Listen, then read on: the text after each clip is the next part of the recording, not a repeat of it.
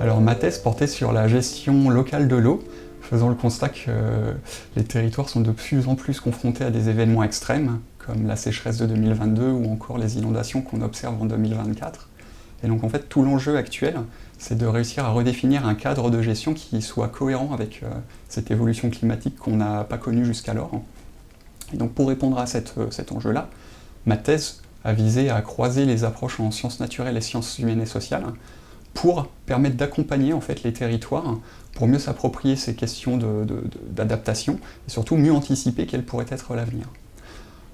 Pour cela, on a mené donc une expérimentation sur le territoire de Lorient Agglomération. Tout l'objectif de cette thèse était donc d'expérimenter une démarche, une nouvelle manière de gérer l'eau de manière locale, de façon prospective et participative. Donc participative parce que l'idée était de mélanger à la fois des décideurs, des habitants du territoire et des scientifiques,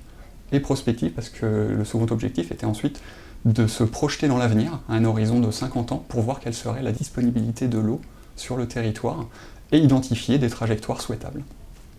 À l'issue de tout ce travail, il ressort que le changement climatique va exacerber les tensions qu'on observe actuellement, mais que ce n'est pas la seule pression. Il y a beaucoup d'autres choses qui impactent le territoire, telles que l'urbanisation, les pratiques agricoles, les usages de l'eau. Et en fait,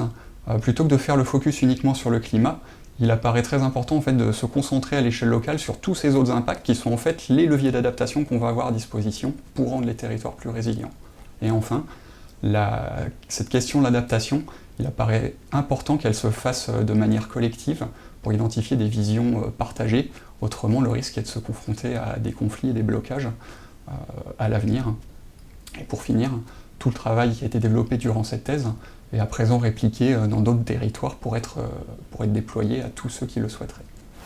Cette thèse, elle se saisit d'un enjeu qui est urgent à l'échelle planétaire comme à l'échelle des territoires, parce que tout le monde s'accorde aujourd'hui à considérer que la question de la gestion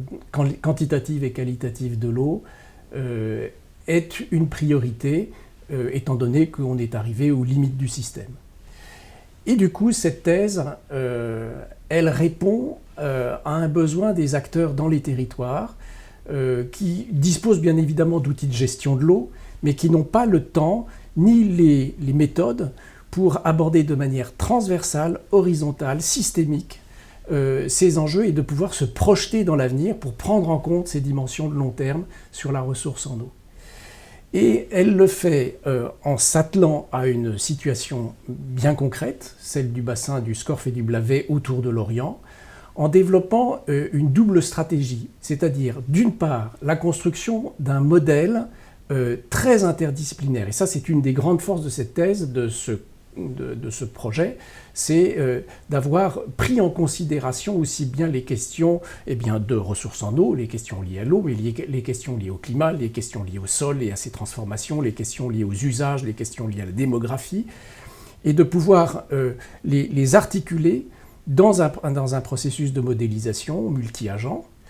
mais d'autre part, et en même temps, d'intégrer, je dirais, ce pôle froid dans une démarche chaude,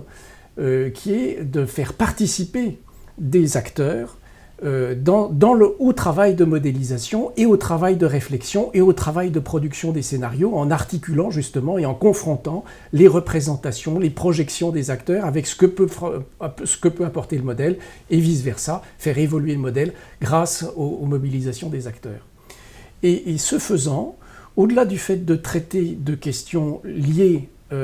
au développement durable et aux enjeux écologiques majeurs,